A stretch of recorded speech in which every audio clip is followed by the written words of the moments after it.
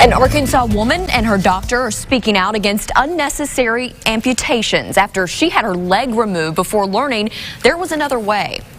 Other people don't have to go through this. I remember it. KRK4's Caitlin Reardon talked with the woman about the message she wants others to know so they don't end up losing a limb when they don't need to. This has really put a toll on my whole life. I mean, it's just like, why? Some days it's hard for Karina Wilson to be positive when she thinks about what she used to be able to do. I'm used to waitressing all my life. I'm used to helping people and feeding people. About 3 months ago, she had a wound on her toe that wouldn't heal, so she went to see a doctor. The bone got infected, so then they, said, well, we have to cut the toe off. According to Dr. Lonnie Harrison with the Arkansas Vein Institute, a practice that used to be the norm.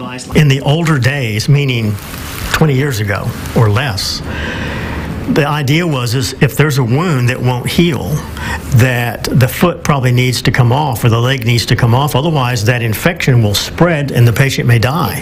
Karina says her physician amputated 3 times because the wound wouldn't heal. Eventually, she met Dr. Harrison, a pioneer in Arkansas for unnecessary amputation prevention. Dr. Harrison says in many cases, limbs can be saved. We found that if we establish blood flow and get IV antibiotics to that wound, it'll heal.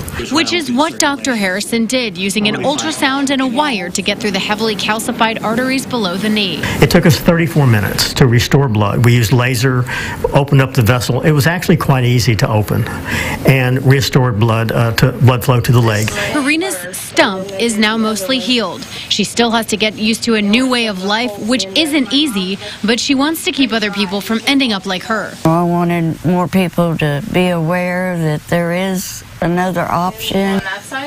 And Dr. Harrison says it's just a matter of people and other doctors just not knowing that it is an option. He says there are a team of doctors in Arkansas that work together to prevent unnecessary amputations. And since he's been using this new procedure, his rate of success in saving limbs has gone from 50 to 70% to 91%.